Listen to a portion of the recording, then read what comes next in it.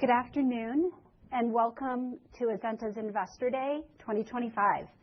I'm Yvonne Perrin. I'm the head of FP&A and Investor Relations at Azenta. Thank you for joining us, whether you're here in person in the room and got to participate in the tour this afternoon, or you're joining via webcast. We truly appreciate your time, your interest in Azenta's strategic outlook, and our long-range growth plans. As many of you saw firsthand this morning, how we serve our customers. We serve our customers to enable breakthroughs faster.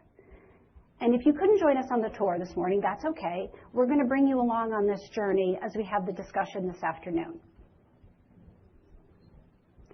Just a few housekeeping items to cover. If you could please take a moment and silence your cell phones, your mobile devices. In addition, today we will be discussing non-GAAP measures, forward-looking statements, and we make no obligation to update these statements should facts or circumstances change. Please review the 8K that we filed with the presentation just a bit ago. These materials are also available on the Investor Relations website. In addition, I'll just refer you back to our latest Form 10K and prior Form 10Q filings for relevant information. Just stepping through our agenda quickly, our President and CEO, John Marotta, will walk you through Azenta's strategy.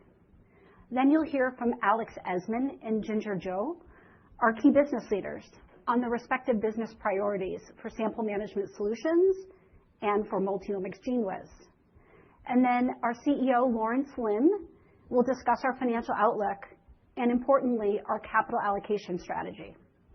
Following John's wrap-up, we'll take a short break, and then we'll move into Q&A, and we'll probably handle that for about 30 minutes. Thank you. And with that, I am thrilled to turn the presentation over to our President and CEO, John Marotta. Thank you. Thank you, Yvonne. Good afternoon, everyone. It's good to be with you. I'm excited to share the future of Azenta and where we're taking the company. On behalf of our 3,000 employees, I want to welcome you to Indianapolis. I hope you enjoyed the tour and the passion that our employees have every day to serve our customers. As I stated, my background, I've spent the last couple of years in private equity, Patient Square Capital. Prior to that, I was at KKR, ran an operating company for them called PHC Group, which was Panasonic Healthcare. Before that, I met Lawrence, our CFO at Danaher Corporation in 2016. And then before that, I was in medical devices. So I've spent a lot of my career in pharmaceuticals, medical devices, and life sciences. If you leave here with nothing today, I want you to leave with these 5 things. First, Azenta is in a very unique position. We have a number of opportunities in front of us. The first is top-line growth, outperforming the market.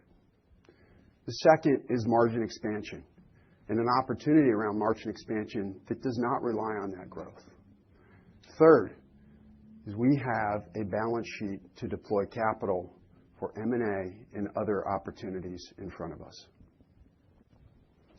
We are a category leader in a very niche set of product lines. You saw some of that in the tour today, and we have an opportunity to continue to expand on that with our growth investments. Third, we have an installed base.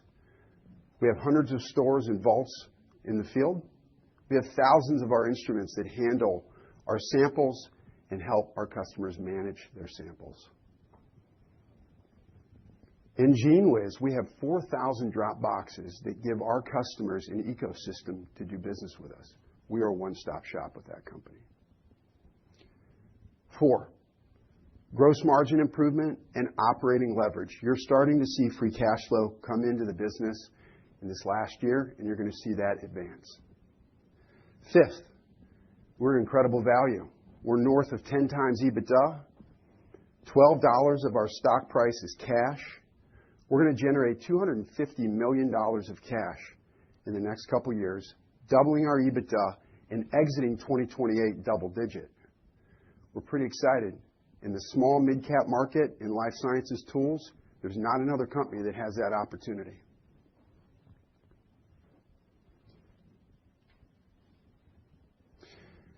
We've got a $6 billion addressable market. We've outgrown that. We outgrew that last year in a very challenging market. We're going to continue that trend. We have a lot of momentum going into 2026. What's driving that momentum? A lot of that momentum is driven by the tools revolution. In the last 10 to 15 years, there has been a boom in new tools coming out serving researchers. The output of that is data. In our world, data is samples. Those are customer samples. We help them manage that.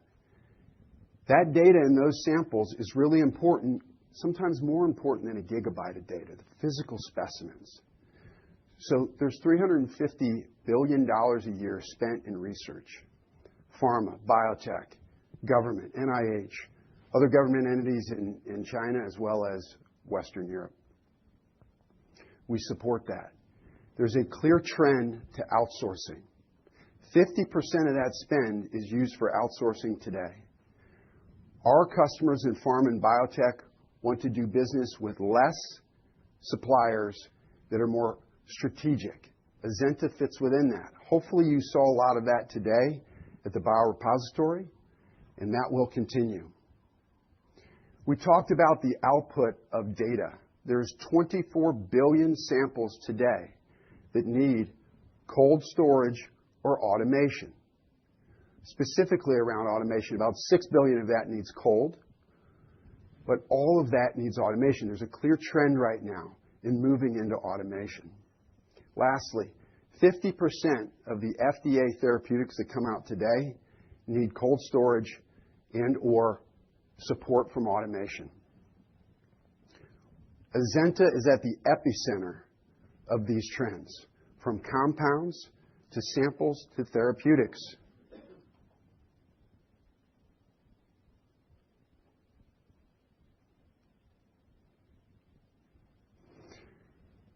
Azenta today, we're a $600 million company.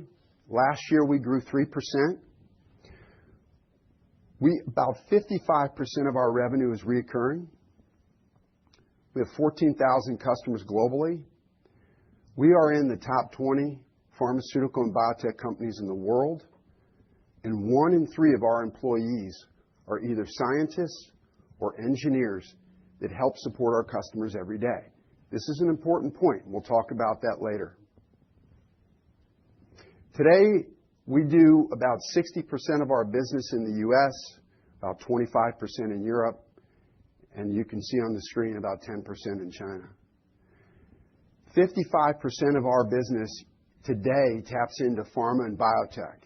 The other is in academic, medical, universities, or government.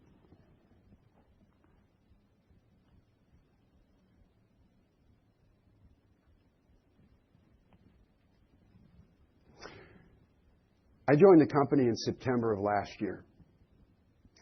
Couldn't be more excited about joining the company. I was kind of scratching my head wondering what we have in front of us. What I discovered was we have a great portfolio. That ecosystem is like no other. It's proprietary to us. We have a culture of employees that care. They want to serve our customers. We can do a lot with that. So you have to ask yourself, what happened with prior year's performance in an undermanaged asset? What have we done to change that paradigm in the company? What we've done today is we moved from a functionally aligned organization that was very centralized to a decentralized organization. We did that quickly. We restructured the business.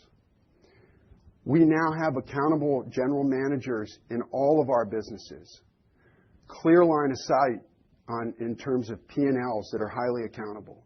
We have regional leaders commercially that are solely centered around driving performance in the regions closest to the customer. Operational excellence through the Azenta Business System is a way of life. It is no longer a project.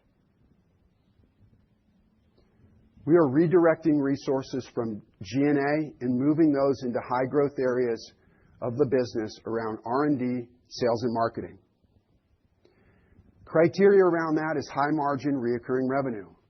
The teams have clear accountability around product roadmaps that move us in the direction of that. Our product managers are now in front and center in the organization. It's one of the most important roles we have in the company. We are selectively investing in these products today. This year, a lot of the growth investments came in. We're pretty excited about that.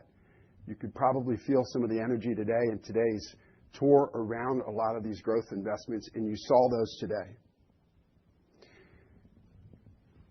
Lastly, we're tapping into a lot of the pharma and biotech profit pools.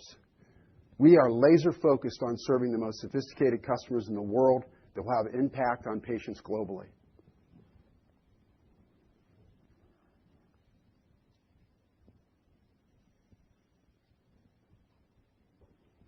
Let me get into the business. We have two segments. First is our sample management solutions. As you saw today, we have in the tour of the advanced biorepository, we have a broad footprint in our biorepositories. Alex is going to go into that. Our automated solutions makes up our stores, our vaults, and our C&I instruments and consumables. This is how our customers handle their samples today. We help them manage that. Multiomics or GeneWiz. We have a very unique company here. Today, we read and write. And specifically, we're a one-stop shop for our customers. We have a broad footprint. We can scale that. 14 labs globally. All of this supports R&D throughout the world for the customers that I just shared with you. We have a proprietary digital ecosystem that is in our multiomics business, in GeneWiz, and in our SMS business.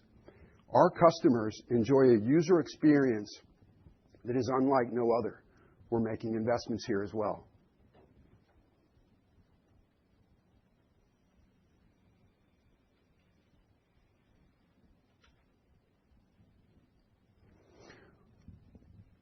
It's important to note that this ecosystem is like no other. There is not another private company or public company that has an ecosystem to serve our customers today like this. What do I mean by that? In our automated storage and integrated solutions, we have the tools that customers can do this on their own, or they can use our offsite biorepositories and get the same experience. This is critical. You talked to one of our customers today that reiterated that. The clear trend in R&D is they want their dollars to go further in research. This ecosystem supports that.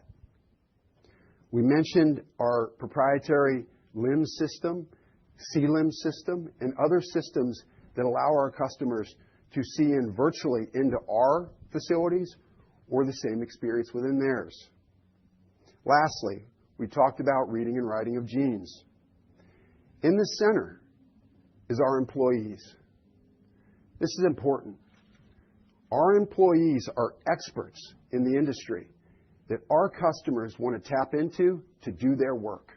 It's vital that they're able to speak to our employees about how to optimize and do things much more efficiently than they would have access to with other competitors. This ecosystem you saw come to life in our advanced biorepository tour today. Again, this workflow is consistent in pharma, biotech, whether you're in research, at a medical center, in an academic center. Our product lines support this type of workflow. We're investing behind this today.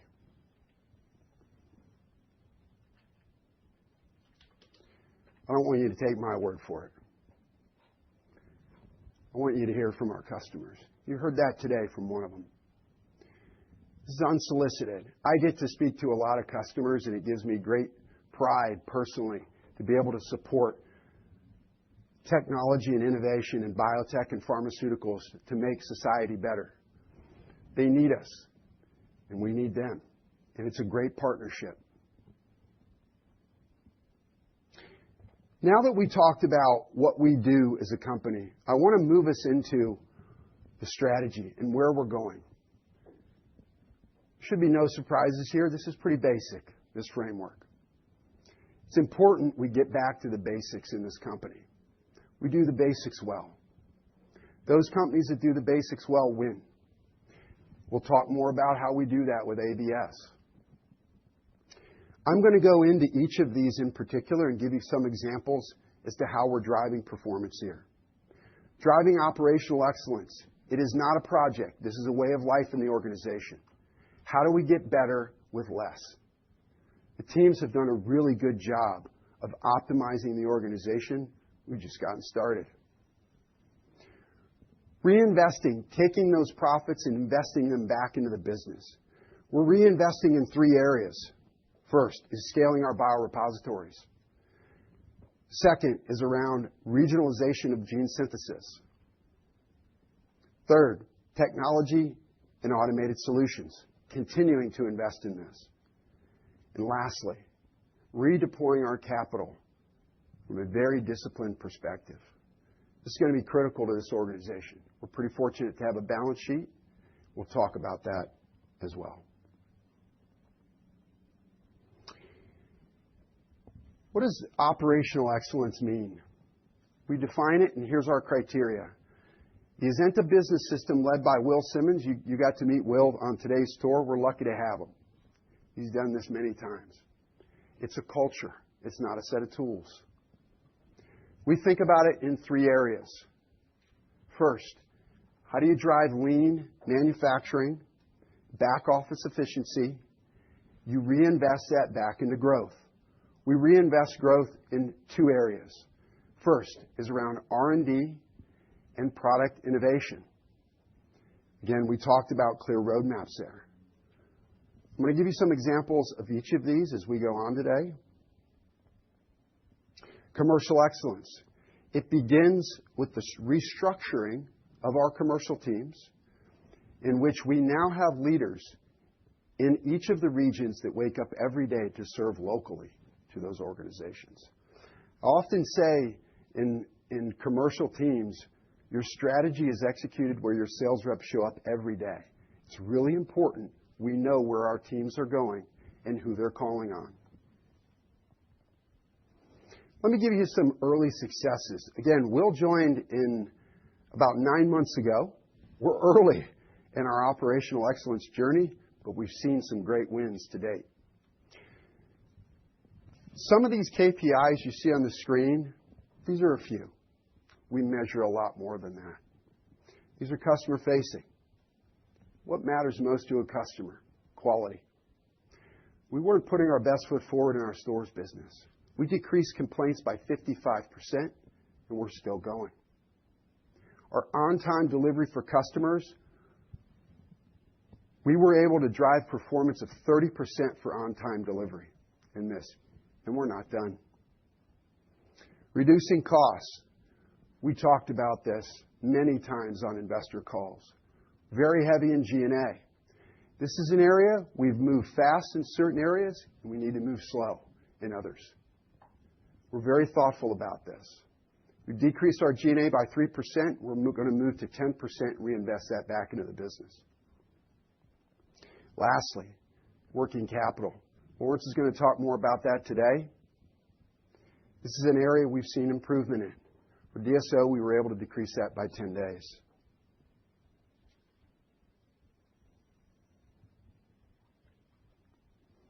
Let's talk about growth. We're not going to be able to cut our way to growth. We've got to reinvest that. We're doing it in 3 areas. First is scaling our biorepositories, both geographically and a broader set of products that we're going to be offering our customers in terms of what we store in our biorepositories. You saw some of that today in the Advanced Biorepository Tour. Again, we're just getting started here. This regionalizing of gene synthesis. BioSecure has been a hangover. We have clear line of sight into bringing synthesis in the United States and Western Europe. Third, continuing to invest around our automated solutions and our technology here. It's critical our customers want to continue to do more around automation to drive productivity from an R&D perspective. We're going to continue to support that.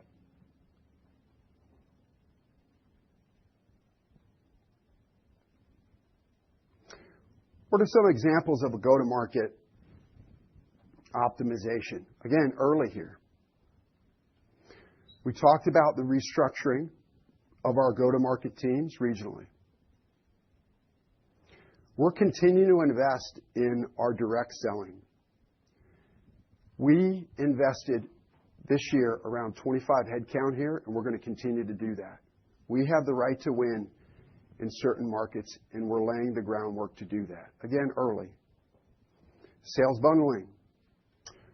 Our teams are very focused around bundling products in these operating companies, automated solutions with stores and biorepositories, separately with our multi-omics business with GeneWiz, and bundling solutions there. There's not another company that can do that. Downstream marketing. We need to do a better job of communicating with our customers locally. We're investing here. Lastly, price optimization. I know Lawrence will talk about this as well. We have a clear opportunity here to share value with our customers in all of our businesses. Let's talk about capital allocation. It's kind of a hot topic here at Azenta. We're going to be very disciplined. This is going to be a departure from the past. We pull 4 levers for capital allocation. 1, around productivity and gross margin improvement. Lawrence and I often joke, if companies were traded on gross margin, the world would be a better place. We're going to drive gross margin improvements through capital allocation and through ABS. Organic growth. It's important we reinvest in R&D and sales and marketing. We've just started doing that. 3rd is around M&A. What we have in our hands is very exciting. We have a robust funnel, and we're active with that funnel today. We're very excited about deploying capital here. And lastly, and equally, is a share buyback.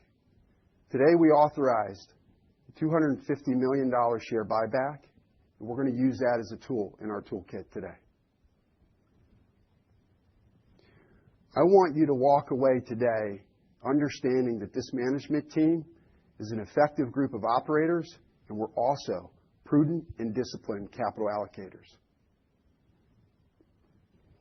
What's the criteria for M&A? This is an area that we needed to improve on. The company made 15 acquisitions. We didn't put our best foot forward on 2 of those. We're going to continue to drive performance in this area with a clear set of criteria. That's what you see here.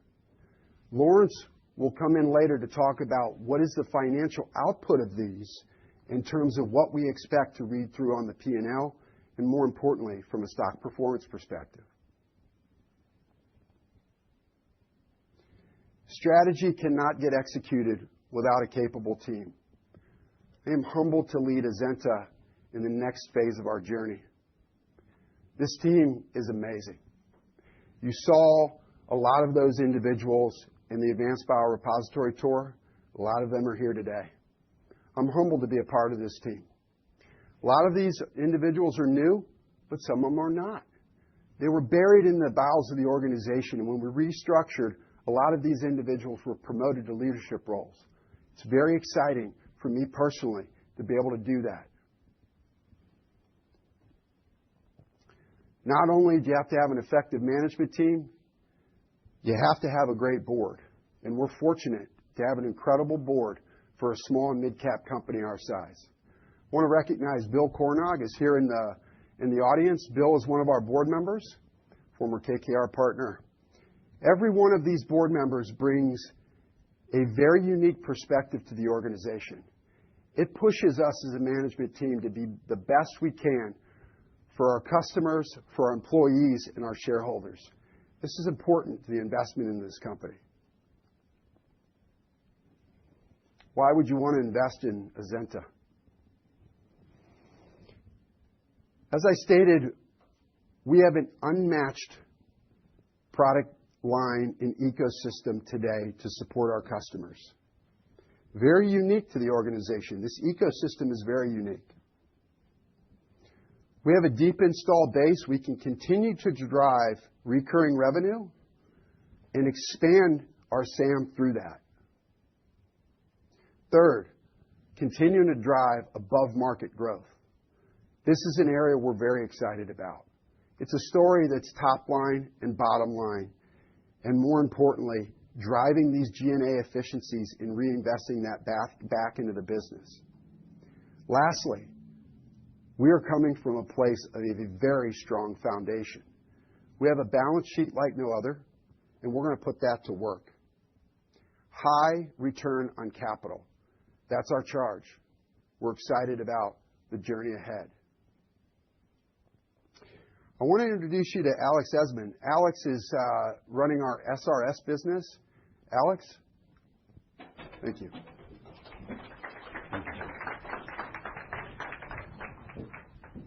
Thank you very much, John, and good afternoon, everybody. It's wonderful to see you. Thank you for being here. For those of you that were able to join us for the tours today, I hope that you're carrying a lot of energy from that, the energy that we carry every day as we look at our teams perform and how they're serving our customers. So we're really excited about you being here. As John said, my name is Alex Esmond. I'm the Vice President General Manager for the Sampler Repository Services business. I have been with Azenta for about 3 years now. I came from Thermo Fisher Scientific, where I was for 17 years. Before that, I did my PhD in molecular biology at University of Missouri, and then I did my postdoctoral work at the University of North Carolina in Chapel Hill. So thank you for being here today. It's wonderful to see you. I get the distinct opportunity today to brag on a great team. You got to meet some of them today. This team is incredible. And it's full of individuals that care immensely about the journey that we're making for our customers. And I'm humbled that I get to represent them and that I get to brag on them today. What they do is incredible. As John said, if there are just a couple things that I want you to walk away with today from what I'm going to talk to you about, there's really 3 key things. Number 1, we have deep expertise. John talked about this. We have deep expertise in understanding what our customers need and in the value of their assets. Sometimes almost even more than they do. Number 2, we are integrating our Azenta Business System into everything we do.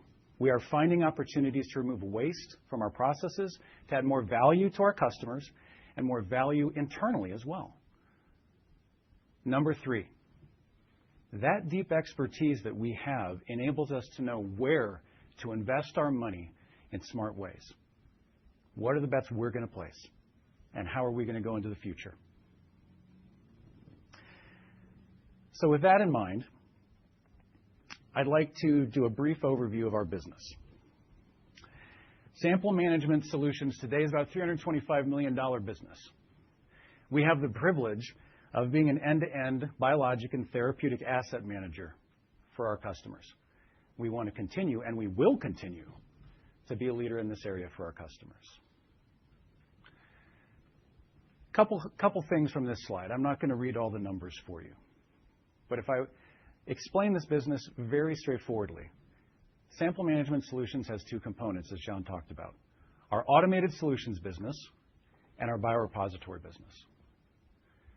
Our Automated Solutions business has over 10,000 pieces of instrumentation and or vaults in the field supporting our customers every day. That's millions of people being supported through our products every day. On the repository side of our business, we have over 80% of our revenue is recurring. We have sticky relationships with customers that last for a long time. And we are embedded in 20 of the 20 top pharma and biotech companies in the world. They trust us every day. And that trust is growing. So we are a very strong partner for our customers. So as I walk now into our markets, John gave a really nice summary of our markets. If we specifically look at our SMS-focused markets, we have about a $3 billion, addressable market. We have about 11% of that today. There's three key things that I want you to take away. Number one, there's a massive increase happening in the preclinical space in spend. We see it happening from public and private funds. This increase in spend is also having an impact on the number of clinical trials that are happening. More clinical trials means more samples. More samples means more data, more breakthroughs. We are incredibly well positioned to support our customers through these breakthroughs. Third, as John spoke about, our customers are looking at going deeper with partners they trust. We are incredibly well positioned. Again, 20 of the top 20 pharma and biotech companies we have strong relationships with and growing. So we are incredibly well positioned for all of these market tailwinds. Now, if my passion hasn't come through yet for this business, then this is the slide where it's really going to come through strong. This is where I'm going to brag on our teams. Why do I believe, and why should you believe, that we can attain what we say we're going to attain? Number one, I'm going to go trusted reputation. We have over 85 global compliances, licensures, and standards that we meet within our business to support our customers' work every day. And that's growing. We're always looking at ways that we can grow that. What do our customers need us to do, and who do they need us to be to support them with quality and reliability? Number two, we know what we're doing. We have deep expertise, as John spoke about. No one can do what we do because no one has the depth of knowledge that we have on serving our customers the way we serve them and how we serve them. From our chief scientific officers through our entire organization, we have a breadth of knowledge and expertise that is unmatched and unrivaled. Number three, we have automation capabilities that are over 3 decades in the making. We have been in the market serving our customers for over 30 years. That's 10 years older than my kids. Right? It's incredibly exciting every day to get to be a part of this team and to see how we bring this to bear for our customers.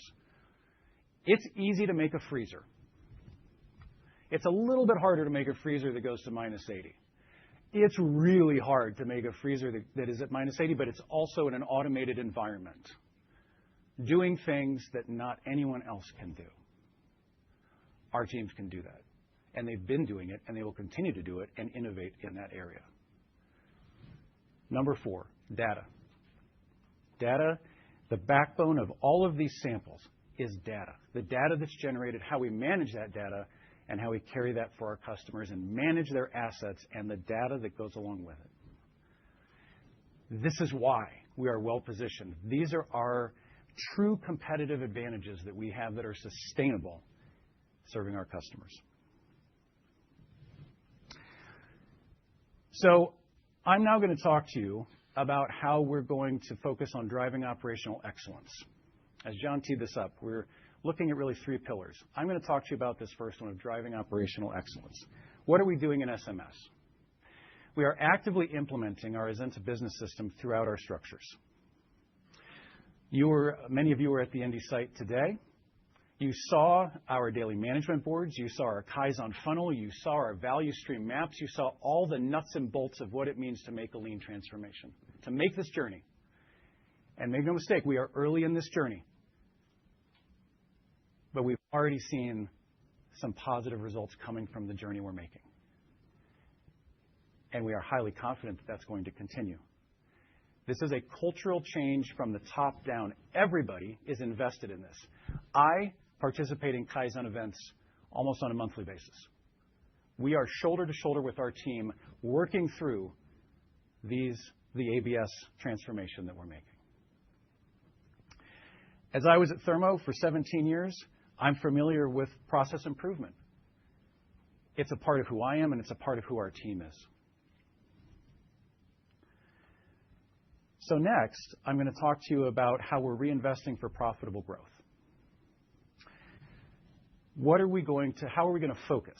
Well, number one, in our biorepositories, really two key areas. Number one, we're going to continue to grow our off-site sample storage solutions. What does that mean? That means that we're going to get to 100 million samples stored, and we're going to do it in about 4 years. How are we going to do it? We're going to grow our footprint. We're going to maximize our space. We're going to introduce innovations into the storage space, which allow us to optimize the footprints we have, and we're going to position new footprints globally in new regions.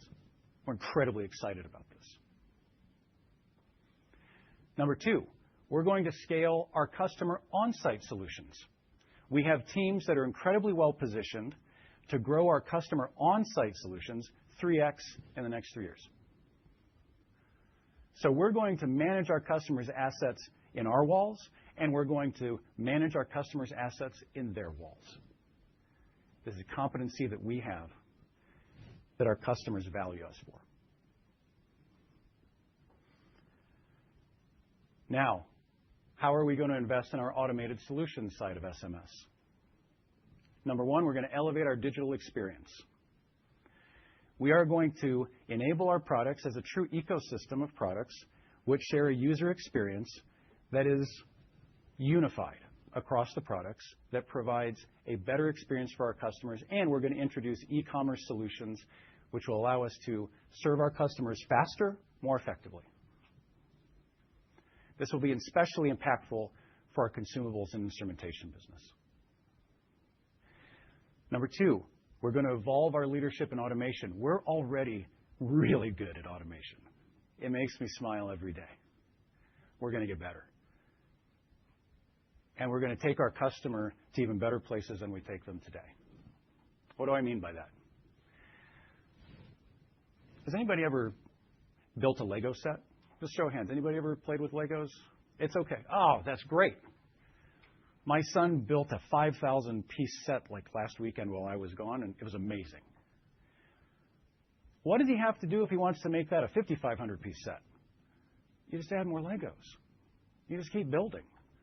Why? Because Legos are modular. You just click them together and build and go. It's easy. Our stores need to be easy. Our vaults need to be easy to configure, to scale, to build, install, and our customers to use them effectively. And in the future, when they want to slightly change what they need, we can enable that through the modularization of that product. The second thing we're going to do from an automated solution perspective is introduce new products. Not everybody needs a vault that is huge. Some people need something that is just more point of use, smaller, especially in the clinical space. We're going to introduce that into our portfolio.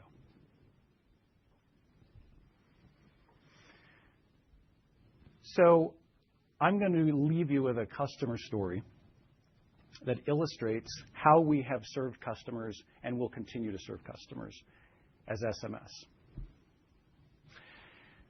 We had a pharma top 5 customer who was in a non-optimal space with non-optimal processes that were highly manual, that was introducing massive amounts of risk into their business and not enabling them to come to market fast with the breakthroughs that they needed. They came to us for solutions. And what did we do? We brought the entire scope of SMS to bear for that customer. Our BioArcs, our CryoArcs, our services, our product services, our logistics services, our storage services. Every piece is a part of the solution we offered to that customer. And what was the result?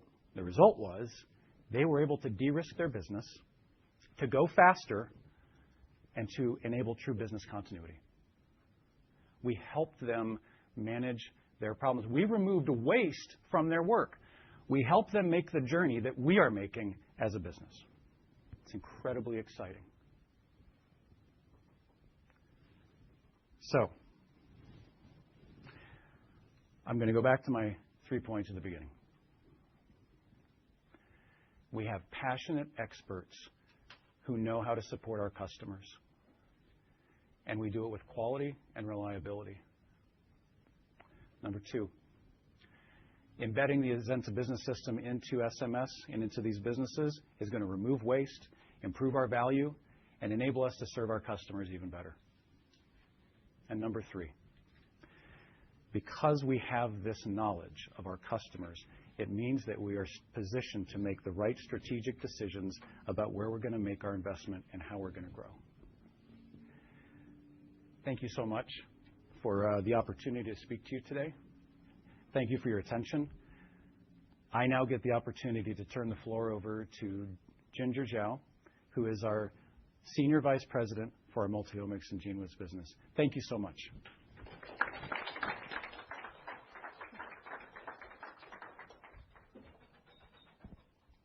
Everybody can hear me okay? All right. For those we haven't met with each other, this is Ginger. You are looking at Ginger. I'm president of GENEWIZ. I'm a trained molecular biologist with a PhD degree. And before I joined my first industry job, I did 2 years of research in Yale University. I have a very long tenure with GENEWIZ, 14 years as 2025. So I know the business inside out. Before joining GENEWIZ, with all the research background, I was GENEWIZ customers for a few years. So when managing GENEWIZ business, I always carry 2 lenses, customer lens and the supplier. When managing the business, it's really beneficial for me when I think about the business, how to add value to our customers. So I'm very happy to have the opportunity today to share with everybody about my thoughts, my view about in current very highly dynamic market environment, why GENEWIZ business is resilient, where the growth coming from, and how to achieve those growth.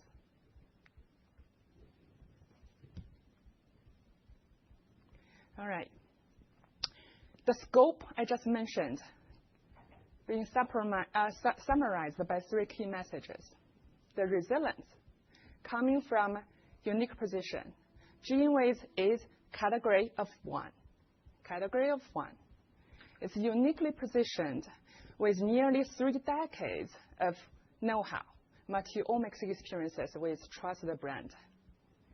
And also, it's exceptional convenience and speed we built throughout the years really resonate very well with our customers.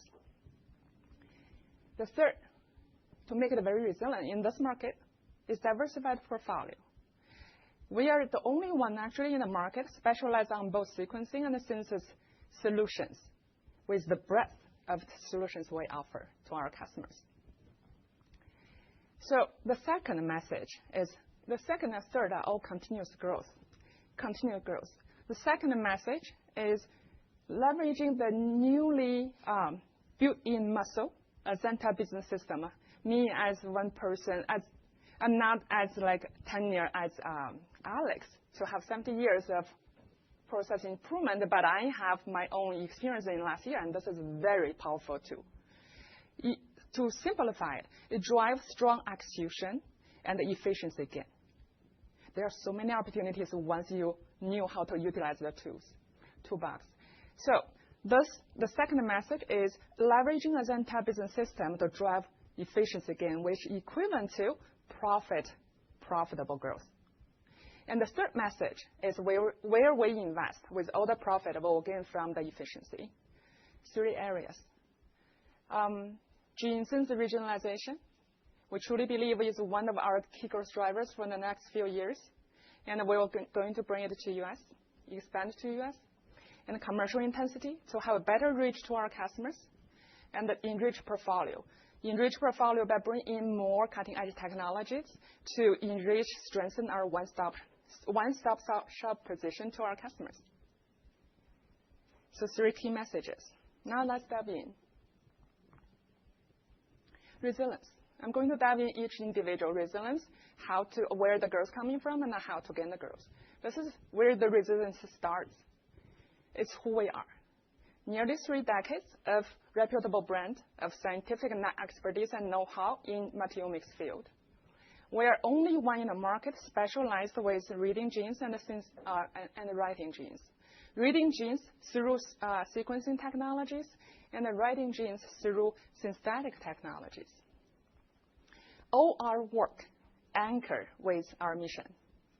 And our mission is accelerate discovery by providing high quality, reliability, and innovative solutions to our customers. That's how we anchor our work. In addition, exceptional scale. I really wish I had the opportunity to host everybody in one of the GeneWiz sites so that you can see the scale. But today, by talking about it, I have to get help from everybody, use a little bit of imagination about the scale. So I use two examples. On the left, on the sequencing side, last year, 2025, we produced 15 petabytes data. What is 15 petabytes data? How big, how small? Okay? Imagine 15 petabytes data, the size equivalent to more than 7 million 2-hour Netflix movies. More than 7 million. That's the size of data we pumped out last year. How many of you can finish 7 million movie like in this generation, in this life?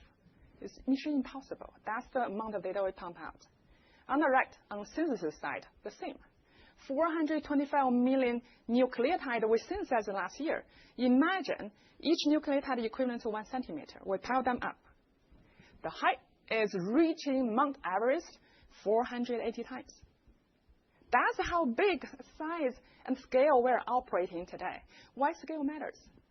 Scale equivalent to quality, consistency, capability, and the capacity, right? So that's how we operate and what we built in the last 26 years. Now let's see what we achieved with what we built. In 2025, revenue size is a little bit over than $250 million. And we have very broad customer base, more than 120,000 end users from 8,000 institutions. And on the bottom of the panels, we have diversified portfolio on both sequencing and synthesis solutions. And we have very, very balanced regional reach and market reach to our customers. What's even more powerful of this business and the model is customer stickiness. More than 70% of the revenue is from returning customers. This is why it's so resilient. And you may have a question, why? Why GeneWiz? Why customers have such big stickiness with GeneWiz and such high loyalty? Here's why. Trusted brand, exceptional speed and convenience, one-stop shop.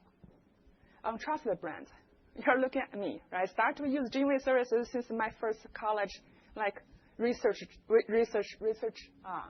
project. That's years back. And I represent many of our customers. And we offer the tools that they can start, essential tools they can start with early research. So many of our customers grow with the brand. And it's a trusted brand to our customers with 3 decades of reputation and know-how.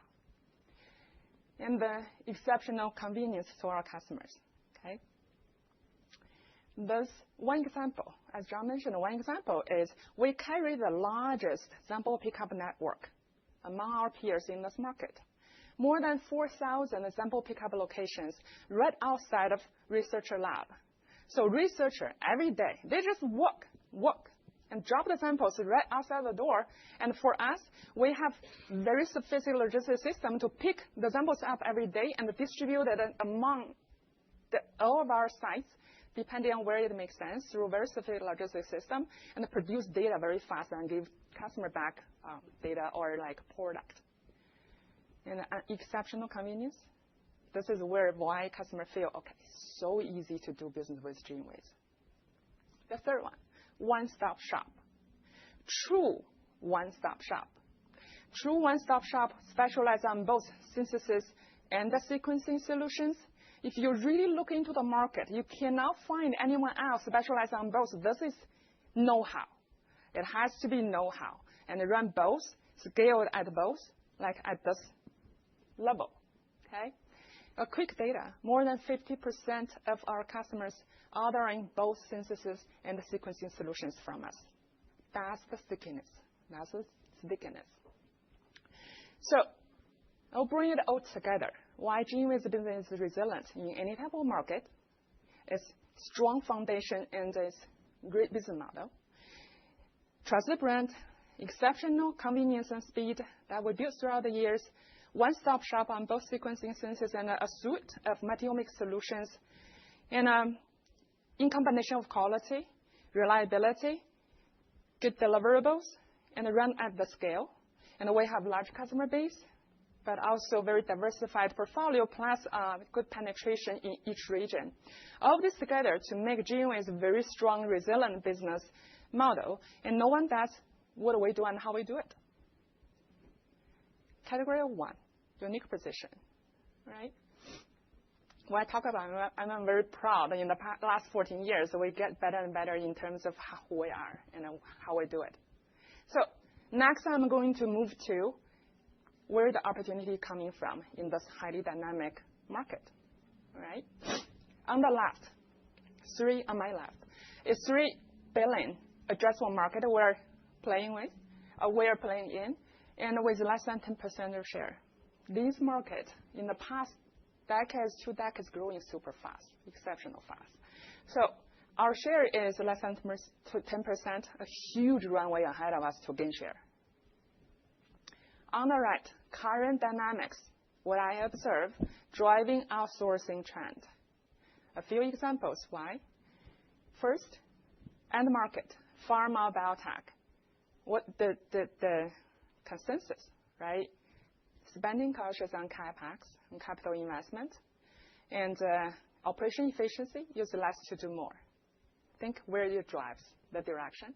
And the second is researcher and user. We have 120,000 end users, and we're growing.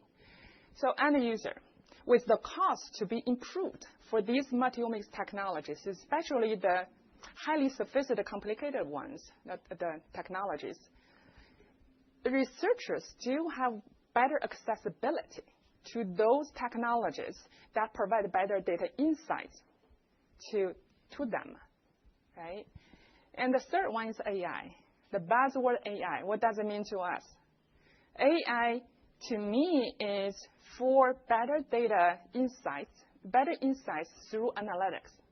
And it raised the bar very high on data quantity and the quality. And the quality, very important for AI to work. And we are here to generate big amount of data every day with a good, reliable quality to our customers. So altogether, a lot of opportunities ahead of us for us to continue to grow and gain share from the market. Now I'm going to share with you how. Right, this goes back to we have a Azenta overall strategy structure, and this fits in very well. 2 levers: operation excellence, operation efficiency to drive profit from leveraging the new muscle Azenta Business System, and also invest in top line growth. Invest in 3 areas: gene synthesis regionalization, commercial intensity, and a one-stop shop. Okay, gene synthesis regionalization. Gene synthesis is very high profit business for us, and we're very good at the breadth of solution on gene synthesis. And our plan is to invest and bring it expanded in the United States, in North America, to be closer to our customers, to have better delivery speed, and to meet local demand. Okay, in the next few years, and we're under executing this key initiative today. Second is commercial excellence. Imagine the big market for us to tap in. Commercial excellence actually, like more feet on street, enable us to be better, to have better reach to our customers, our potential customers, especially in those under development, under penetrated market or regions.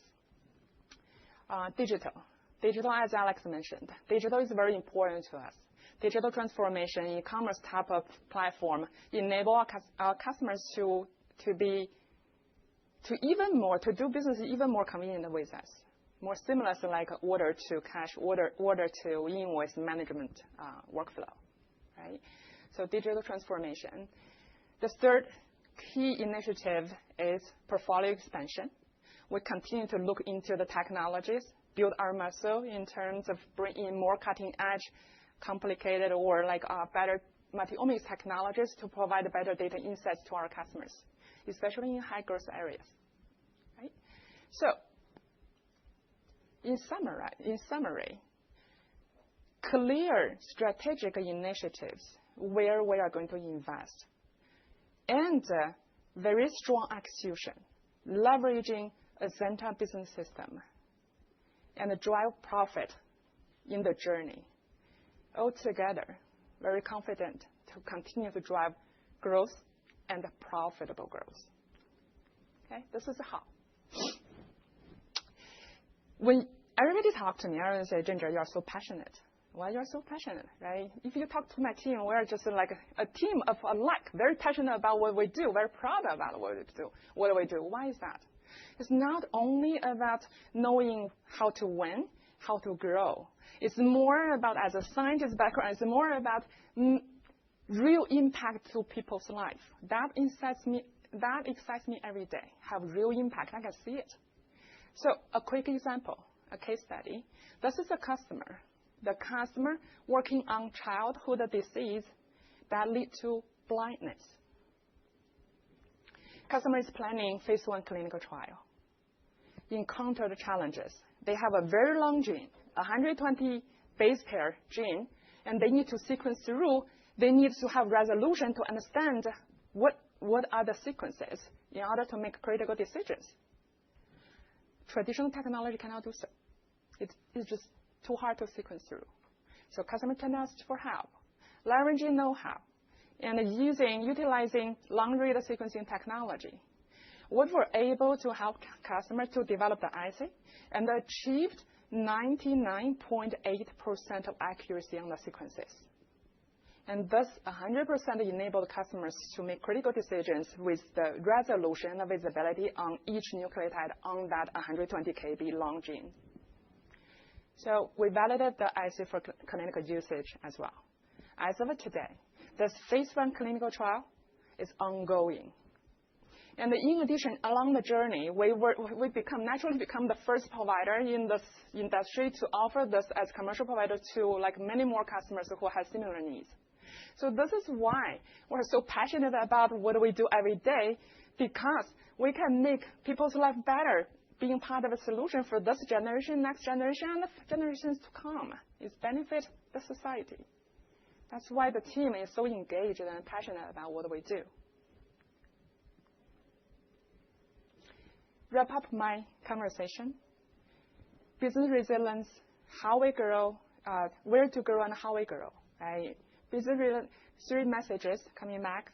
Category of 1, uniquely positioned in the market, and driving profitable growth through strong execution and efficiency gain, leveraging Azenta Business System, and invest in 3 key initiatives, 3 areas: gene synthesis, regionalization to North America and Western Europe, and enrich our portfolio by bringing in more technologies, leveraging us know-how, and commercial intensity. With that, overall, altogether, me personally believe and have confidence that GENEWIZ will continue to be a strong contributor to Azenta's future success on both top line and profitability. All right, with that concludes my conversation. I know everybody cannot wait for listening to the financials. So I welcome CFO, Mr. Lawrence Lin, to the stage. Thank you.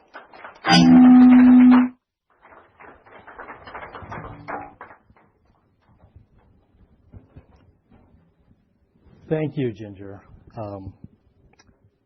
Well, my name is Lawrence Lin, and I'm the Chief Financial Officer at Azenta. I just want to start first by thanking everyone for joining us today. Really great to see everyone's face live here. Maybe just a quick aside on my background. I spent about 20-some years in the public arena, 18 at Danaher, and most recently I spent about 4 years in private equity. with a couple of operating companies owned by KKR. And through those experiences, I got the opportunity really to spend time helping businesses around financial rigor, M&A integration, and most importantly, operational efficiency utilizing lean tools. And during my time, and John mentioned this, at Danaher, I got the opportunity to meet John. And John and I have partnered now for almost 10 years, working on growing businesses and a lot of cases turning around businesses that had good bones, but just needed an injection of leadership and process improvement. And so a little over a year ago, John gave me a call. And he talked to me about kind of what you all heard today, the opportunity at Azenta. And I jumped at the chance. There's no other company like Azenta with the financial profile that exists. And so I'm excited to be part of this journey and thrilled to talk to you about the financial future of Azenta. I'm going to spend a few slides here recapping some of what you've heard today, because I think it's important, but through my lens. And then we'll talk about the financials. So a couple key messages I'd like to impart. The foundation at Azenta is strong and getting stronger. There's momentum building across the organization, and we're leaning into that with a clear strategy and an operational roadmap. We see significant margin upside here.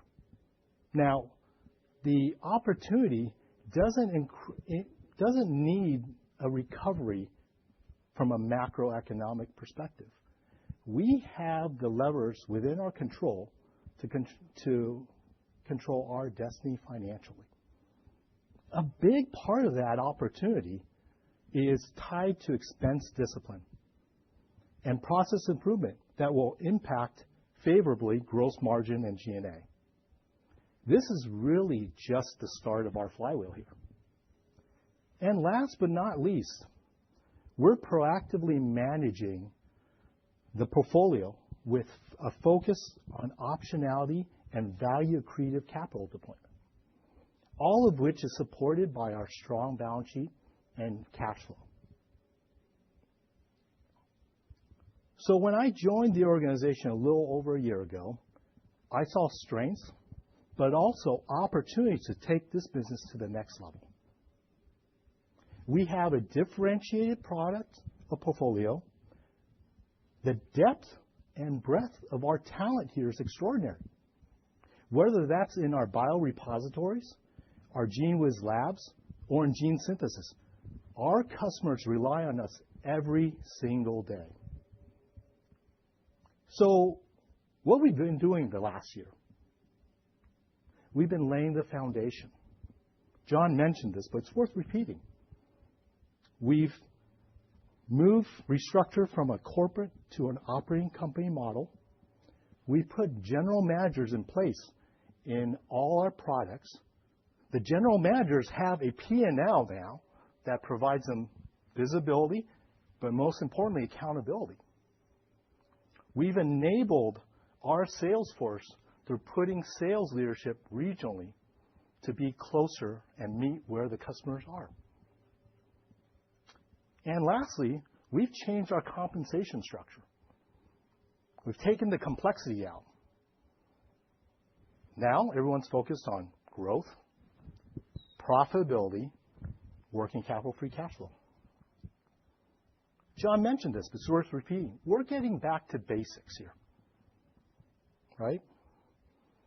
So now we're pivoting to growth. And we've identified a couple of areas here on the slide. I'll touch on a couple of them. One of them is we're early innings on sales bundling. We talked about this. We have consumables that have a fairly low attachment rate to our automated vaults, existing ones and future ones. We've got opportunities in service. We've got opportunities in GeneWiz for sales bundling. Significant untapped potential there. From an operational excellence perspective, we've really just touched the tip here of the beginning. We've executed on low-lying fruit.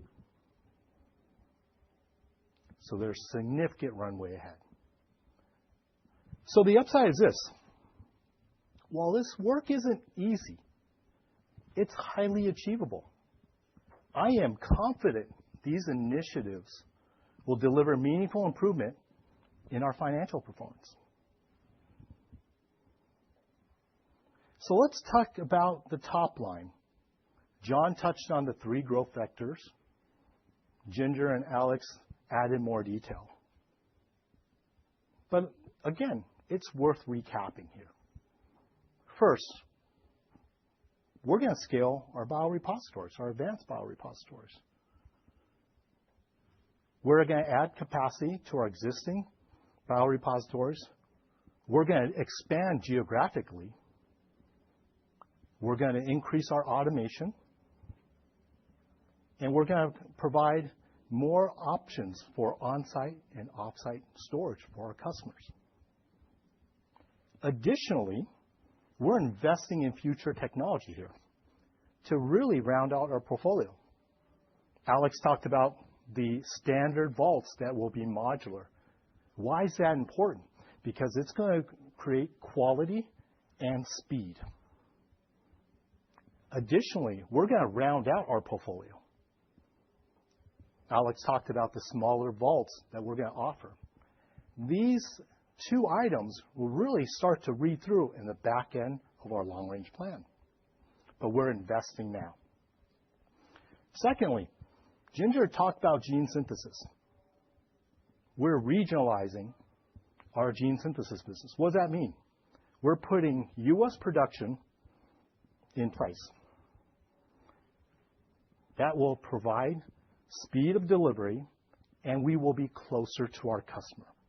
On top of that, we are adding feet on the street that specialize solely on gene synthesis. That's important. And we're doing that now.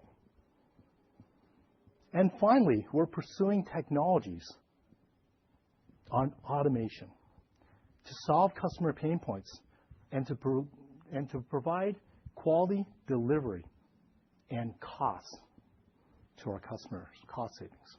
These 3 growth vectors are not only compelling, but also highly actionable, and we expect them to allow us to grow above market.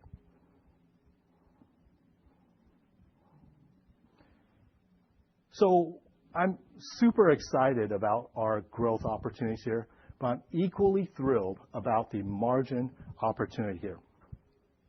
It's clear we have significant upside potential here to get us to an EBITDA percentage that is more competitive with our life science peers.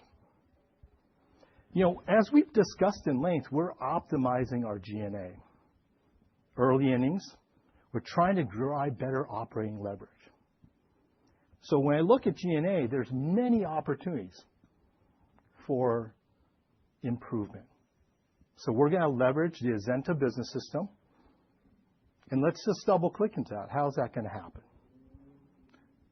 We're going to evaluate all the processes from finance, HR, legal. We're going to leverage technology where possible. And we're also going to reduce our dependence on outside services.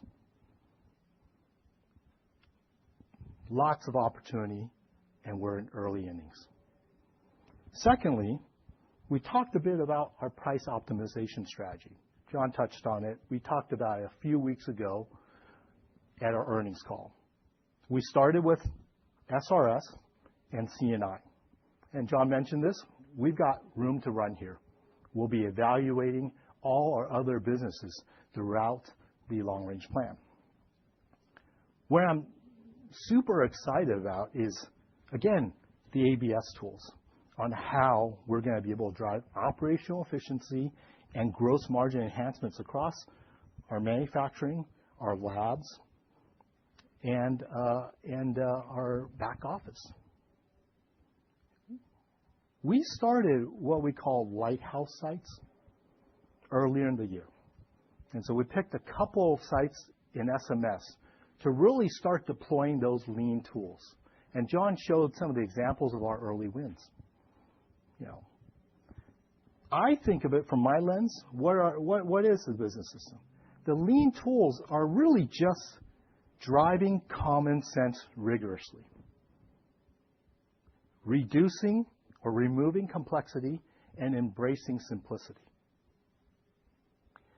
The power, if you've never had a chance to sit down in a workshop or a Kaizen, it's extraordinary to see the power of a cross-functional team get together to solve a problem in 3 to 5 days. We have some untapped talent, potential, knowledge that we're now embracing with our employees. The individuals at the biorepositories, the labs, the back office, they know what's the opportunities. We're just tapping into that potential. And finally, we're expanding, again, our automation solutions to enhance our productivity. Whether our customers utilize our automated vaults in their facilities or they outsource to our advanced biorepositories, we see improvement to delivery and cost, both for the customer but for also Azenta. Similar to the revenue drivers, these opportunities are not only actionable, but well within our control. And I'm confident that these initiatives will deliver meaningful improvement in our financial performance. So as profitability has improved, so has our free cash flow. The team has been laser focused on lowering costs, taking out the low-lying fruit, and similarly around working capital, just tapping some of the easy wins here already. You saw that witness from the slide around DSO down 10 days.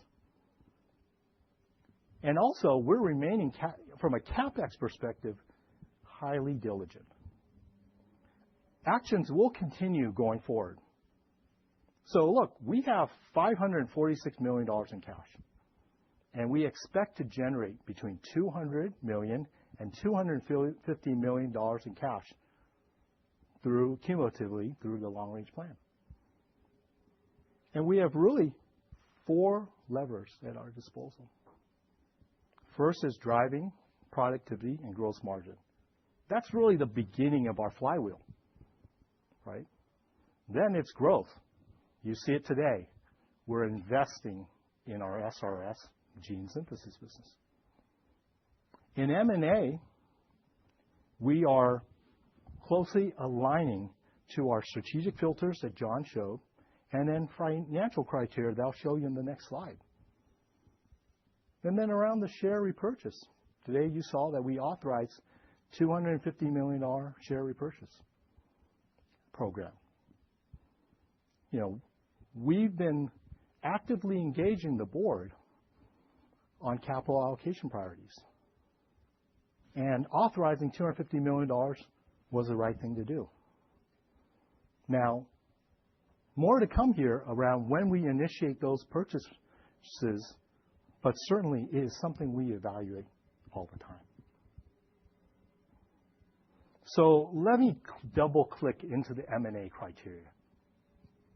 John already spoke about our financial filters. Let me talk a bit about our financial filters. I want to highlight again that we're going to be incredibly diligent about our financial criteria. We want our M&A targets to check as many of these boxes as possible. While each deal will have its unique financial profile, our goal is to pursue acquisitions that have a strong organic growth potential in their own right, which can be further enhanced by revenue synergies with Azenta. Secondly, we want these acquisitions to be margin accretive within a short period of time or offer clear margin potential in the future.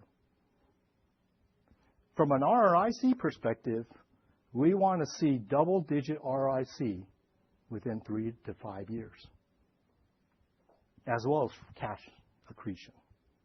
So generally, again, our focus is on tuck-in acquisitions here.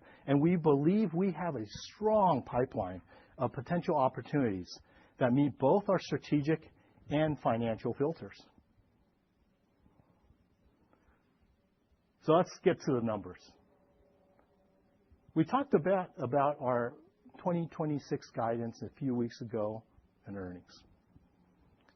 We discussed the underlying assumptions for those targets. I won't be repeating them today at this time, except to note that there has been no change to our expectations of our targets for 2026. Now on to the long-range plan. Today, you've heard about the strategy and the bright future ahead. Let me round this out with financial prospects for the company. From a revenue perspective, we expect to generate revenue between $700 million to $750 million at the end of 2028 organically. This will provide a compound average growth rate of between 6% and 8%. Nearly two-thirds of that revenue is expected to be recurring in nature. This will really provide us the ability for stability and resilience as we tap the profit pools of biotech and pharma. Third, we expect to at least double EBITDA to the range of $120 million to $150 million, reflecting a healthy 18% to 20% EBITDA margin. And lastly, we expect to generate between $200 million to $250 million in free cash flow, which will provide us significant optionality for value-accretive deployment. So the bottom line is this: we believe these targets represent a very balanced but substantial source of value creation for our shareholders, and we're committed to delivering on this plan. So let's talk about the components of our revenue growth. We're making investments now, and we're confident on delivering on this plan. What you can see here is we have multiple levers that we're pulling for growth. We're aiming for singles and doubles here. Certainly, there's a ramp towards 2028 as we're just really setting the stage now on our new product investment and ramping up the initiatives in SRS and gene synthesis. So let me put a finer point on this by walking you through the years here. Let's go backwards. I've talked about this a bit, but again, worth repeating. Fiscal year 2025, we set the stage. We put GMs in place. They're now accountable. We have product managers. We've empowered our product managers to drive the business, and we've regionalized the sales team. As you walk into now, fiscal 2026, we've added feet on the street for our initiatives, and we're forward investing in R&D. On top of that, we've optimized price. The feet on the street and the price optimization, you'll see, start to bear fruit in the second half of fiscal 2026.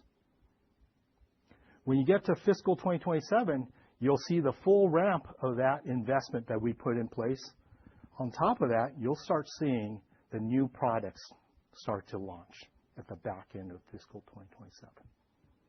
This culminates in fiscal year 2028, where we start seeing the full ramp during the 3-year performance period of all the initiatives that we've talked about today. Again, we believe these growth targets represent a balanced but substantial source of creation for our shareholders, value creation for our shareholders. So, as I mentioned earlier, we're not just focused on growth. That's super important. We're focused on profitable growth. First and most importantly, again, Azenta is going to at least double EBITDA over the LRP. We're targeting to move our gross margins above 50% during this period. When we look at this, how are we doing this? Through volume, mix, recurring revenue. Our recurring revenue is traditionally higher margins than our fleet average. When you look at productivity, our business system is going to enable us to yield efficiencies in our biorepositories, our labs, our manufacturing locations. When you double-click into G&A and procurement, let's talk about procurement for a second. In direct materials, we're early days here in direct materials. We've just revamped our procurement team to focus on key opportunities. We're streamlining our supply chain. We're standardizing purchases where possible. From an indirect spend optimization, again, we're early innings. We have significant opportunities in standardizing purchases, G&A and in gross margins, and also really looking at outside services. We've got a whole lineup of workshops through fiscal 2026 just to look at indirect spend. So overall, you can see from the slide here, at the upper end of what we're looking at for adjusted EBITDA, our assumption is to improve adjusted EBITDA by 300 basis points annually, with 2/3 of that coming from gross margin and 1/3 coming from OpEx. The OpEx is slightly lower because we are continuing the flywheel to reinvest in growth. And lastly, I'll wrap up where I started by reiterating that we're truly building from a foundation of strength. And secondly, Azenta is poised to drive meaningful profitability even as we continue to reinvest for growth. And while we continue to do the first two, we have significant potential to deploy capital effectively for the benefit of our shareholders. So we're really excited about the future. We're committed to exceptional performance strategically, operationally, and financially. Once again, thank you for your time today and your interest in Azenta, and I hope you join us for our journey. And with that, I'll turn the floor back to John. Excellent. Thank you, Lawrence. Pretty excited, as you can see. We've got a bright future ahead of us.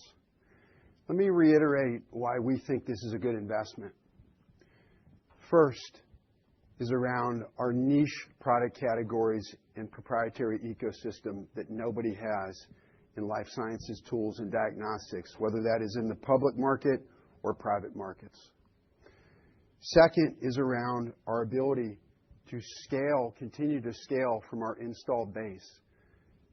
As Alex stated, we have thousands of instruments in the field today. We have a lot of opportunities around bundling and continue to expand on that installed base. Third is around above-market growth, continuing to drive outperformance to the market. It's been a challenging market in life sciences, but we're outperforming, and we're going to continue that momentum. Around margin expansion opportunity, it's pretty rare in the small and mid-cap market that you have top-line growth opportunities, margin expansion opportunities, and capital allocation opportunities. We have all three in our hands today. We're very excited about that. We are coming from a place of financial strength. We have a balance sheet. We have a management team to execute on high returns on our invested capital. I'll leave you with this. You've got a management team that cares, and it's going to be focused on execution and driving performance for our customers, for our employees, and our shareholders. You also have a group of 3,000 employees that care every single day, and a lot of that you saw today. That's a big reason to invest in Azenta. With that, I want to hand the mic over to Yvonne. She's going to give us some instructions on what's next. Yvonne? Great. Thank you so much. Thank you. Wow. I hope you all are as excited as I am after hearing that. Thank you to the management team for sharing a lot of the growth opportunities as well as margin opportunities that lay ahead. So we'll take a 10-minute break. Let me just check watch. Let's try to be back here at 2:35 if that works. And then we'll start the Q&A. And, I'm sure that's the most interesting part of what you all are looking forward to. So thank you so much.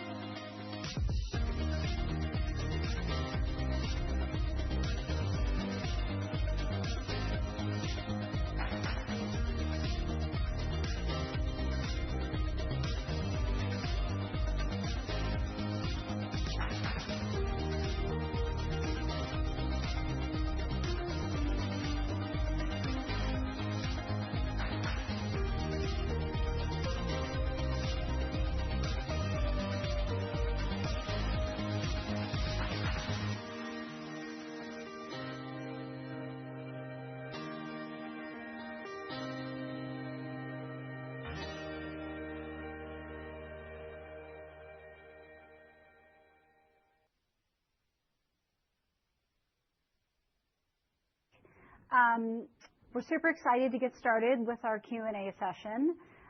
So we have our panel back up on the stage. So for those in the room, we have folks stationed over here to the side.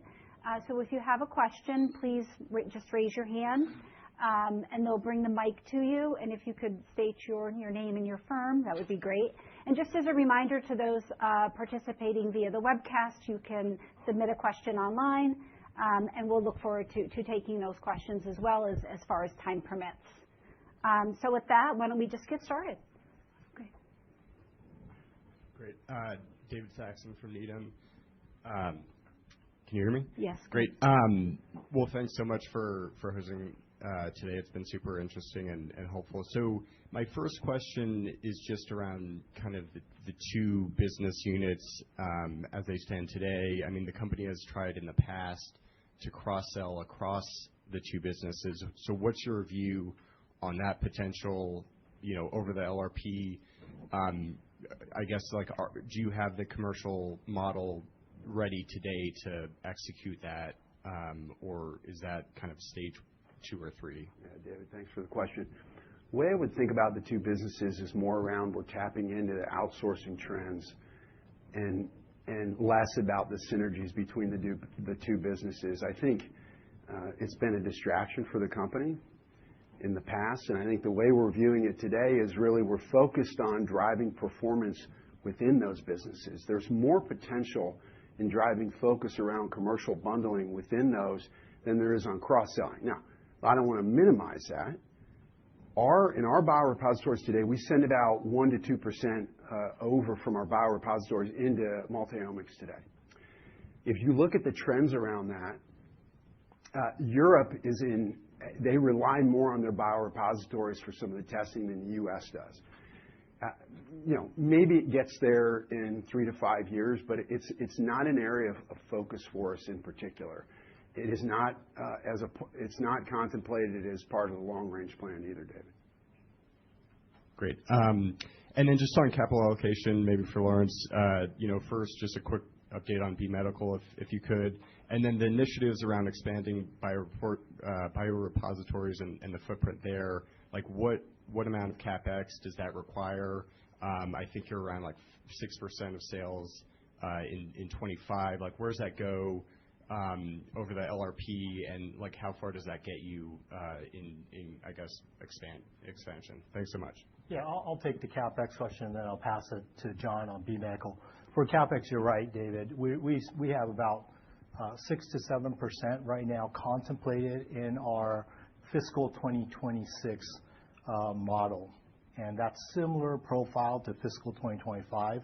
What I would expect to see in the fiscal 2027 to 2028 is that will moderate closer to about, I'll call it 3-4%. Great. B Medical, we're on target by the end of the year. Hello, this is Mac Etosh from Stephens. I appreciate y'all taking my questions. I'll reiterate David's comments on the quality of the presentation here today. Just to follow up on the SRS business, can you just remind us of the number of samples you currently have in storage, and what portion of those would be considered active? And then can you just give us or refresh us a little bit about the economics around storage versus transaction? Sure. 60 million samples today. The activity of those, are you referring to how many times we retrieve those? Yeah, what portion of samples are retrieved pretty frequently versus those that are It depends on the life of the sample. So if it's newer, meaning years 1 through 3, we're very active in retrieving those typically, is what the data says. All right. Economics of that is very attractive, as you know, with 80% recurring. Our contract life is 7 to 25 years. It's a very attractive. We call it kind of the eighth wonder of the world in our business right now. We're going to continue to invest in that, but that's the way I would look at it. If you think about this, you got to think about biorepositories from archival versus high throughput and retrieval. We have all of those capabilities in our hand today, and we're going to look to optimize both segments of that. Appreciate the color there. And Sure. Just looking at the presentation, I think you highlighted 100 million samples by 2030 versus 60 million today. So I think that would suggest low double-digit growth for that business versus what I think was probably mid-single-digit growth for the last couple of years. Alex, I appreciate your comments on all the growth opportunities in front of you, but can you maybe dive into how you plan on re-accelerating that growth moving forward? Sure. You want to talk about organic potential, and I can speak to. Yeah, absolutely. So thank you for the question and remembering the numbers. That's great. We're really excited about our growth potential here. What we're looking at is the diversification of what we store and how efficiently we store it within our space. Right? And so it's also deepening those relationships that we have with those existing customers on their new studies, on their new trials. So going deeper, as we talked about, kind of with the outsourcing trends that we're seeing and with the market tailwinds that we're seeing, those relationships that we have are going to go deeper and become even wider. Right? And so the capability and the ability that we have to tap into more sample pools and more opportunity is just increasing with those relationships that we have. And it's going to allow us to pull in more faster. So maybe one thing to add, Mac, here, certainly when you do the math on the volume, that may not contemplate the price. So we are going to grow at a higher pace than what you just mentioned. Yeah. Right now, Mac, we talked about organic opportunities. We also look at some inorganic opportunities we have at hand, specifically in our biorepositories today. Matt Stanton from Jefferies. Maybe just to zoom in on two of the buckets on the revenue bridge. First, the growth initiatives you talked about, biorepositories, digital, gene synthesis. Can you just talk about your confidence in line of sight into some of these bigger areas of that bucket, and then any investments needed? And then also on new product introductions, sounds like that's more of a late 27 and 28 story. But with the focus on C&I and multiomics, just talk about some of the items you're most excited about and what you and the team are doing differently today versus prior around R&D. Sure. Let me talk about our roadmaps specifically in C&I and stores and auto cryo. Our investments in R&D have been anemic the last few years. We've now started to aggressively invest in R&D.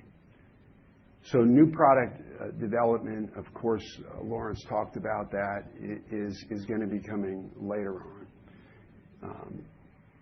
C&I specifically, it's around workflow optimization and handling samples and increasing throughput for our customers. So you saw some of the instrumentation today in the biorepositories.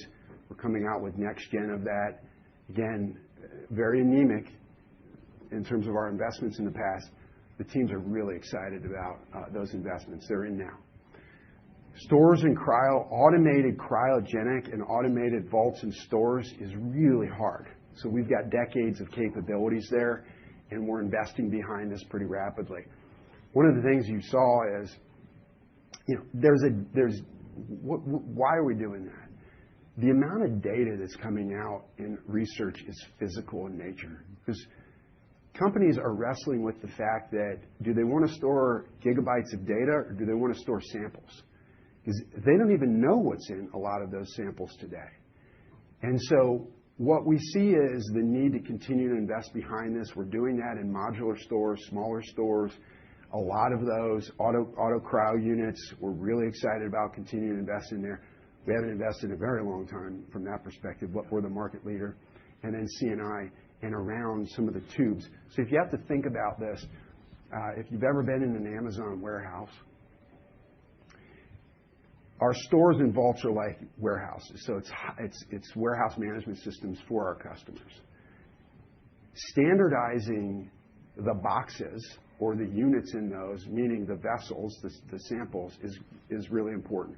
We're investing behind consumables as well. I would expect all of that, as well as on GENEWIZ. There's a lot of other services we invest behind in terms of being a one-stop shop. Because our customers want to do business with one partner at a fair price. And that's what they're continuing to do there.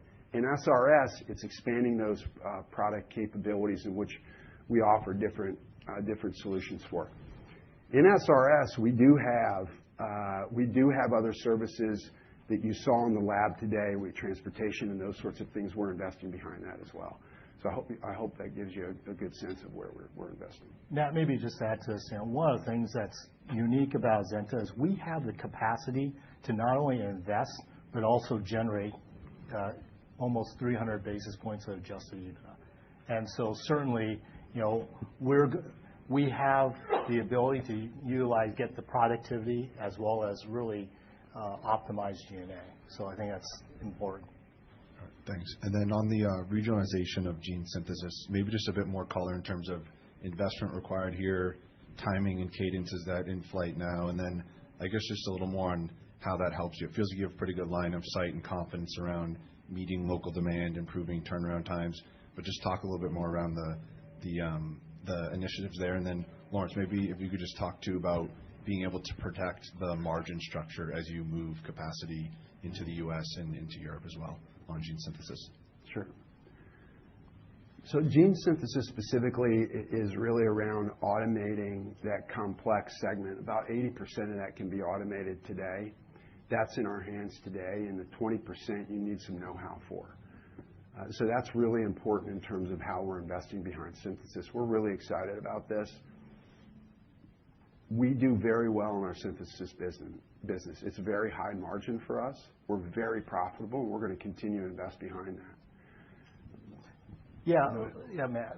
Part of that CapEx that we talked about is exactly what John talked about, right? Is being able to automate a lot of the processes as we regionalize into the U.S. The other portion that I may not have touched on, and it's important, is we spent a lot of time on the business system Kaizens and workshops in SMS in fiscal 2025. We are just starting that at the labs. So the combination of automation and optimization of the labs is still something that's still to come.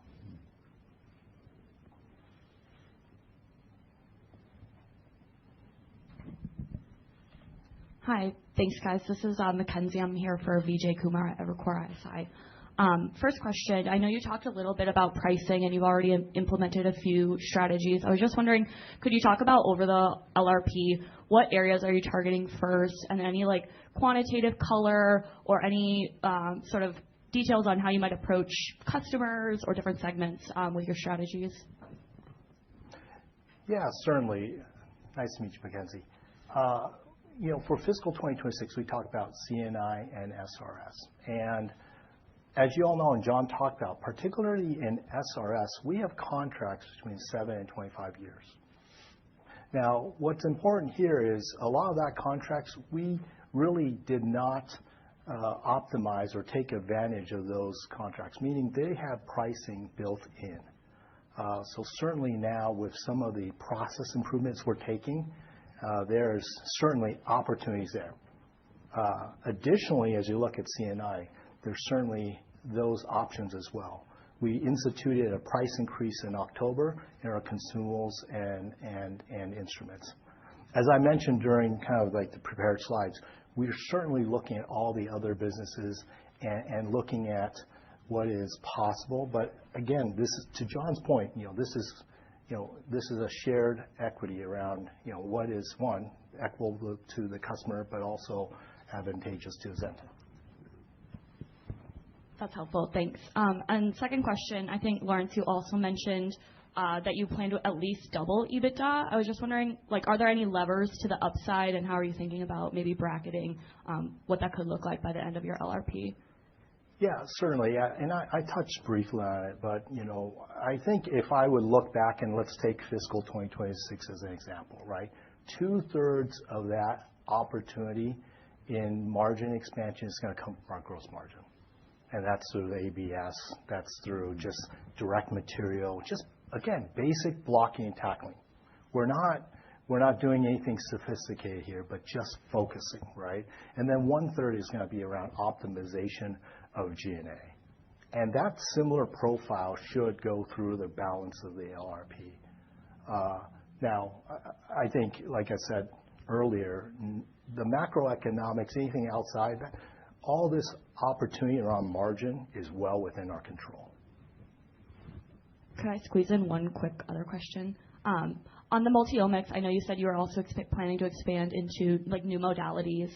Could you talk a little bit more about where you plan to expand as far as proteomics, single cell? Is this somewhere you're focused on from an M&A perspective? And is this customer driven, or is this really focused on internal research you guys have been doing? So I'll let Ginger talk about that, but let me tee it up. So it's a bit of both. I mean, it's always based on customer demand, of course. Right now, we have all of that in our hands from an organic perspective. Yeah, the area we're going to invest and expand, as you mentioned, the proteomics, is very exciting, a market area that customer has more demand than before, and you can provide better data than before, data insights for customers to do their research. Proteomics, single cell, spatial, and cell gene therapy market or protein engineering. These are the areas we're going to invest and increase our portfolio in order to provide better data insights for our customers. Thank you. Maria, I think Brandon. Me? Hi, Matt Parisi from KeyBanc Capital Markets. Regarding the scaling of biorepositories, are the biorepositories you would be targeting more regional one-off sites, or would there be more grouping, a smaller grouping portfolio of biorepository sites that you'd be looking into? Right now, our lens, are you speaking organically or inorganically? Yeah. Right now, we are really, we take our view of expansion in biorepositories is with kind of the following lens. First is around this hub and spoke, okay? As you know, we've got a big hub here in Indianapolis. We think there's a big opportunity to expand that into the West Coast and have a hub out on the West Coast. We also think there's opportunities in Europe as well. We've got a facility in Germany today, and we're going to continue to expand that in Europe. It's a bit of both in all candor. So that's the way I would think about it. Sure. Yeah. Thanks, guys. Brendan Smith from TD Cowen. Maybe just one high level on M&A. I appreciate all the color for kind of the criteria you're looking for. Do you have kind of a goal or expected cadence over the next few years? Is this 1 to 2 deals a year or something like that? Or is it really more opportunistic when it comes to timing of all this? And maybe I'll save my next one for Ginger after. We struggled with sharing our thoughts on this because we didn't really want to box ourselves in for obvious reasons, because I think the organization we've got to get our legs underneath us from an M&A perspective, and we've got to get credibility back from a market perspective here. And so one of the reasons we're not sharing kind of what that cadence looks like is we don't want to be forced into capital deployment. We want to be very thoughtful about how we're deploying capital in the 4 areas that we spoke of directly, Brendan. Maybe, Brian, just to touch on the size and scope. Look, we've got 60 possible targets in our pipeline, and it's significant. And certainly, they're all in different stages. But to John's point, right, like we will be opportunistic where we can, but certainly there's a robust pipeline. Quick, if I can squeeze another one in just on the multiomics segment. So you guys, I appreciate the market breakdown color. I think you had 23% gene synthesis versus 77% sequencing. And then actually within synthesis, I think it's a 9% blended market share with sequencing and synthesis together. So I guess the first question is really, is that 23/77 synthesis sequencing, is that kind of your sweet spot? Is that where you think that's optimal for you guys to be operating at? Do you want to go up or down in either segment? And then do you have any kind of additional clarity on that? Is it that blended 9% between the two? Do you have a sense of where you fall in sequencing market share versus in synthesis market share? And kind of the same question, if that makes sense. Let me give you some color around how we think about it, and then I can hand it over to Ginger in terms of how we're expanding in those areas. So we want to continue to grow our synthesis business. It's highly profitable for us. It is biological manufacturing, and we want to continue that. We're pretty excited about the investments we're making around that specifically. The uniqueness of multiomics is the fact that we do have sequencing. And so we do have Sanger. Sanger is never going to go away. We spend a lot of time with our customers, and it is declining, yes, but it's not going to go away because there is a need for it in the market. We're going to continue to invest in sequencing. Our customers want to see more of that and offering other ancillary services around it. That gives us the ability to continue to invest in synthesis. I would expect that to grow over the coming years. Yeah. Just a couple of things to add. You asked 23% of gene synthesis right now versus sequencing, which is like 2/3 or 3/3 of the total pie. To me, both will grow. I cannot predict like what percentage in the later, but you hear our excitement about expanding our synthesis because it's a highly profitable business for us. We have a lot of opportunities in the United States. We hear from customers. I got a lot of customer excitement about regionalization. They have accessibility to synthesis locally. So I'm really looking forward to growth, but I couldn't project the percentage because sequencing will grow as well. 9% breakdown, but both, I don't have the exact breakdown, but both is just like in this market, as I mentioned, both will grow. And our sequencing grow very well right now. Yep. I'll take one from the webcast. So John, this one's for you, please. Could you provide some additional color on the types of opportunities that make the most sense in this current business environment in terms of M&A? Sure. Thank you for the question. And there's really 3 areas in which we see a lot of opportunity. And first is around biorepositories and scaling our biorepositories. We've talked about that, but we have in our hands today is organic and inorganic. We're very excited about our inorganic opportunities there. Second is around really in synthesis. There is some opportunities in our hand around synthesis from a technology perspective and from a business perspective. We're also pretty excited about those. We have both. We sit on both sides of that, organic investments and inorganic. The third one is around our automated stores. And a lot, I would say the lion's share of that specifically is organic. Inorganically, the way we view the automated solutions business is there are some instruments out there and some consumables that we're pretty excited about from an inorganic perspective. It's less so on the store side and more so on the C&I. High margin products, high returns.